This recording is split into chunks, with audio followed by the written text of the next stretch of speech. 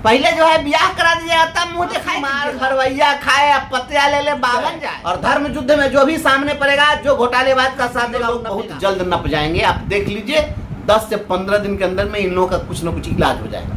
और जब इनका इलाज होगा तो उसके बाद हम मोगेम्बो साहब को कोर्ट में इन्हीं के माध्यम से बुला लेंगे। नमस्कार साथियों, अभी लगातार आप सभी का फोन आ रहा है हमारे पास में कि मिस्टर मोगेम्बो का जो तबादला हुआ था, अब फिर से कुछ नई बात आ गई है कि mister Mogambo is returning back. अरे कोई बैक नहीं आने वाला है, चिंता मत कीजिए। हम आप तमाम साथियों को आश्वस्त कर रहे हैं कि वो अब आने उन्ने वाले नहीं हैं। ये जो पत्र आज निकला है और दिन भर जो घटनाक्रम रहा, जो आज खूब मीडिया ने खूब इसको काफी हाईलाइट किया कि उनका जो नेम प्लेट लगा हुआ था भूमि सुधार राजस्व विभाग में, वह नेम प्लेट हटा दिया गया है। तो अब जो है वो नहीं आएंगे और फिर वो शिक्षा विभाग में ही चले जाएंगे, ऐसा कहीं कुछ नहीं है। यह जाहिर सी बात है कि वो चले गए हैं ईएल पर और लंबी छुट्टी पर हैं। तो जब ईएल पर हैं और लंबी छुट्टी है तो इस छुट्टी के बीच में भूमि सुधार राजस्व विभाग का काम तो किसी न किसी को देखना पड़ेगा। वहाँ का काम आखिर बाधित हो रहा है तो उसको कौन देखेगा? बिना विभागीय प्रधान के रहे हुए विभाग कैसे चलेगा?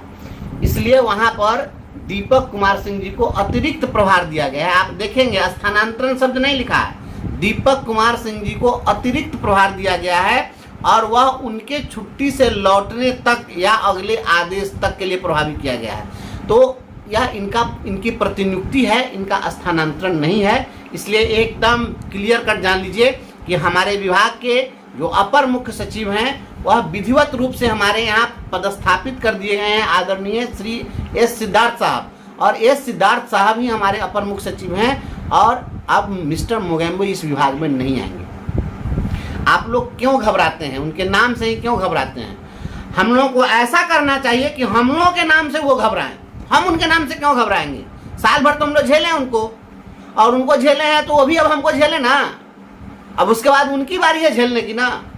हम लगातार उनके जो काम हैं वो भी बता रहे हैं और जो कारनामे हैं वो भी बता रहे हैं। मिस्टर मोगेम्बो ने काम कम किए, कारनामे ज़्यादा किए हैं और इनके कारनामों की पोल खुलकर रहेगी। हमारे साथ बहुत सारे लोग जब आते हैं मिलते हैं तो कहते हैं कि आईएएस लॉबी है, कुछ नहीं होगा।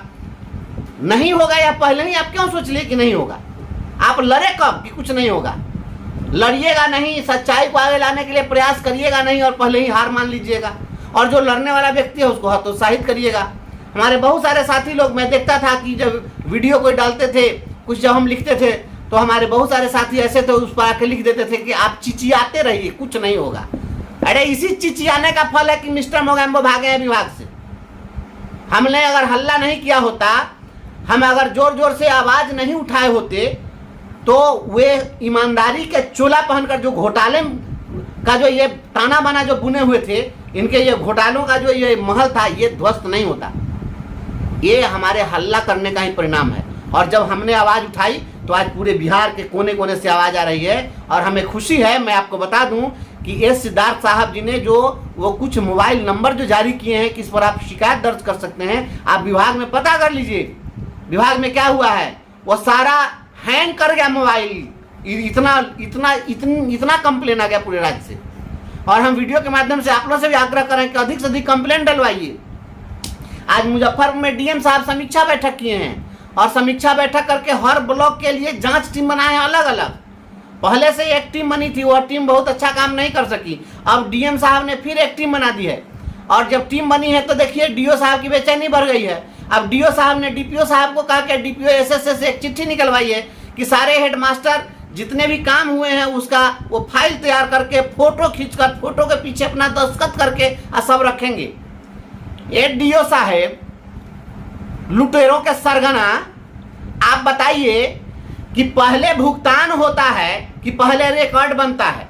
जब आपने काम कराया, आधा अधूरा काम करवाया, घटिया काम करवाया, पूरा लुटवा दिया, अब पैसा पेमेंट कर दिया, उसके बाद आप संचिका बनवा रहे हैं। हाई कोर्ट में हम बुलाएंगे आपको, हाई कोर्ट में बुला करके और कोर्ट में पूछवाएंगे कि पहले मुंह दिखाई होता है कि ब्याह के बाद मुंह सच्चाई होता है ये ना बताइए। पहले जो है ब्याह करा दीजिएगा तब मुंह दिखाई कीजिएगा। ये पूरा जो फाइल जो आप बनाए हैं, आई फाइल में आप कह रहे हैं हेडमास्टर को अब दस्तखत करो, आज जाली कागज तैयार करो। खांसी मार घरवैया खाए, अब पतिया ले ले बावन जाए, सारा लूटे हैं आप लोग, फंसेगा हेडमास्टर। सारे प्रधानाध्यापकों से मेरा अनुरोध है कि आप सभी लोग कोई भी फर्जी वाउचर, फर्जी बिल पर साइन मत कीजिए। ये सब आपको फंसाने की साजिश है। ये जाली दस्तखत करके पूरा वाउचर ये लोग भुना लिया है और उसका हम जांच कराना चाहते हैं। इसलिए अभी तक आपने जो कागज नहीं दिया है वो कोई कागज मत दीजिए। जो पहले से रिकॉर्ड तैयार है वही रिकॉर्ड दीजिए। नया रिकॉर्ड तैयार करके आप दीजिएगा, आप फंसिएगा। इसलिए कोई भी हेडमास्टर इसमें मत फंसिए। एक भी समरसेबुल दिन में किया है कोई? कहीं पर दिन में समरसेबुल नहीं हुआ है। रात में लोग पाइप डाला है। हेडमास्टर कैसे लिख देगा कि हाँ कितना फीट पाइप डाला गया और सोना का पाइप डाले हैं कि चांदी वाला पाइप डाले हैं? ये हेडमास्टर कैसे लिख देगा जी? ये पूरा गड़बड़ है। ये जो सीधे जो जाता था फोन डीओ ऑफिस से ठेकेदार साहब के मोबाइल से, तनी बतिया लीजिए हेडमास्टर साहब डीओ साहब से, राजेंद्र बाबू से बतिया लीजिए। वहां से कहा जाता था कि बेंच गया है दस्तखत कर दीजिए और रख लीजिए। तो ये बात भी सच्चाई आनी ना चाहिए। कौन कौन लोग क्या क्या खेला कर रहे थे, सो ये सारा खेल का भंडाफोड़ हो जाएगा।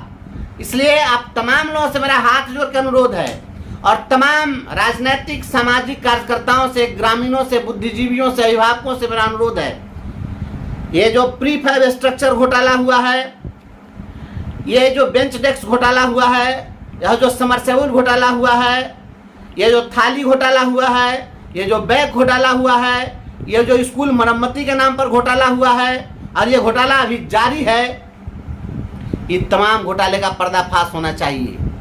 और मिस्टर मोगेम्बो ने जो आदेश दिया कि इलेक्शन के समय में व्हील चेयर खरीदिए स्कूल के पैसा से, ये बच्चा के विकास के फंड के पैसा से वोटर के लिए व्हील चेयर, कौन वित्तीय नियमावली में पड़े हैं? सारा नियमावली हम आपको दिखाएंगे हाई कोर्ट में। अब हमको इस बात का कोई गम नहीं है कि अब आपको जितना पावर था कर लिए, आपको एफआईआर करना था कर लिए, आपको हमको सस्पेंड करना था कर लिए, वेतन बंद करना था वेतन बंद कर दिए, डिसमिस करने के लिए लिखना था लिख दिए। अब इसके बाद क्या कीजिएगा? इसके बाद आपको कोई पावर नहीं है। लेकिन हमारा जो संकल्प है, हम उस संकल्प को फिर दोहराते हैं। इस लड़ाई को हम लड़ेंगे, लड़ाई जारी रहेगी। और डीएम साहब की जो जांच कमेटी है, उस जांच कमेटी से ही मैं अनुरोध कर रहा हूं कि आप जाइए और जमीन पर देखिए। जिस स्कूल में पहले से 2 समरसेबुल था तो तीसरा समरसेबुल किसके कहने पर कराया? आज जो हेडमास्टर अगर दस्तखत करता है वो हेडमास्टर को भी टांग देना चाहिए। हमको किसी से कोई रिश्तेदारी नहीं है। नहीं तो हेडमास्टर साहब बताइए कि आप किसके कहने पर, किसके दबाव में किए? सच बोलने में कोई दिक्कत नहीं है। वह यह धर्म युद्ध है और धर्म युद्ध में जो भी सामने पड़ेगा, जो घोटालेबाज का साथ देगा वो नपेगा। हमको इससे कोई किसी से कोई मरौवत और कोई दोस्ती नहीं है, कोई रियायत नहीं है। घोटाला हुआ है तो घोटाला को घोटाला कहिए। ये डीओ के कहने पर आपने किया है तो आप कहिए। आपने जो कुछ भी, जो सच्चाई है उस सच्चाई को कहिए। हम गलत बोलने के लिए नहीं कह रहे हैं। ये सारा का सारा जो घोटाला हुआ है, के पाठक के पास में इतना मोरल नहीं है कि वह व्यक्ति आकर और नजर से नजर मिलाकर बात कर सके। अगर है हिम्मत तो आए के पाठक जी फिर से शिक्षा विभाग में और चले हमारे साथ। हम बताते हैं इनके ईमानदारी का जो जितना भी स्मारक स्थल बना है सब दिखा देते हैं इनको। जो घोटाले हुए हैं, घोटालेबाज को घोटालेबाज कहना है, इसे दबने की जरूरत नहीं है और विदाई होगी। घोटाले में संलिप्त लोग नपेंगे। जो नए एसीएस साहब हैं उनसे बहुत उम्मीदें हैं और वो इन लोगों की लिस्ट भी, कुंडली भी खंगाल रहे हैं, उनको सब पता हो गया है। इसलिए चिंता मत करिए। कुछ डीओ लोग बहुत जल्द नप जाएंगे, आप देख लीजिए। 10 से 15 दिन के अंदर में इन लोगों का कुछ न कुछ इलाज हो जाएगा और जब इनका इलाज होगा तो उसके बाद हम मोगेम्बो साहब को कोर्ट में इन्हीं के माध्यम से बुला लेंगे कि आखिर ये जो घोटाले हुए इसका संरक्षक कौन था, किसके कहने पर हुआ।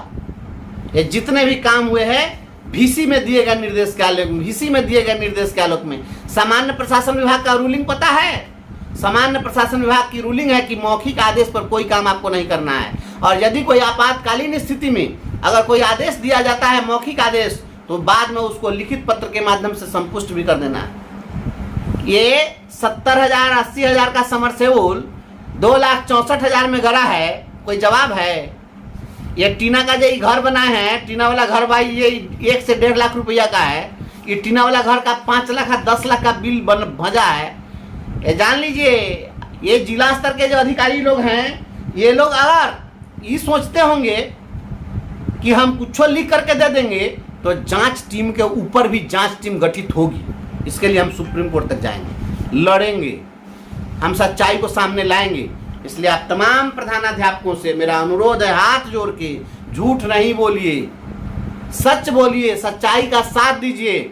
मैं इसी सच्चाई की लड़ाई की खातिर आज निलंबित हूँ, इसी का कारण से बिना वेतन के मैं हूँ। आप सोचिए, आप मलाई खाने में विश्वास करते होंगे, हम लड़ाई लड़ने में विश्वास करते हैं। संघर्ष हमारी पूंजी है और मैं रोड पर हूँ, तो आप जान लीजिए कि हम इस लड़ाई को मंजिल मुकाम तक पहुँचा करके हम हार मानेंगे। अटल जी ने कहा था कि हार नहीं मानूंगा, रार नहीं ठानूंगा, काल के कबाल पे लिखता मिटाता हूँ, गीत नया गाता हूँ। हम लोग काल के कबाल पे लिखने मिटाने वाले लोग हैं। इसलिए कोई साथी को घबराने की जरूरत नहीं है। आप मन से इस बात को निकाल दीजिए, mister Mogambo is not returning back. वह नहीं आएंगे इस विभाग में। उनको आने का अब नज़र से नज़र मिलाने के लायक वो नहीं रहे। वो पहले बहुत ईमानदार बन के आए थे, लेकिन वो कितना बड़ा ईमानदार है इसका सर्टिफिकेट आज हर गांव में एक एक विद्यालय उनके ईमानदारी और बेईमानी का सर्टिफिकेट स्मारक स्थल के रूप में बन गया है। इसलिए आप तमाम साथियों से मेरा अनुरोध है, सच्चाई का साथ दीजिए।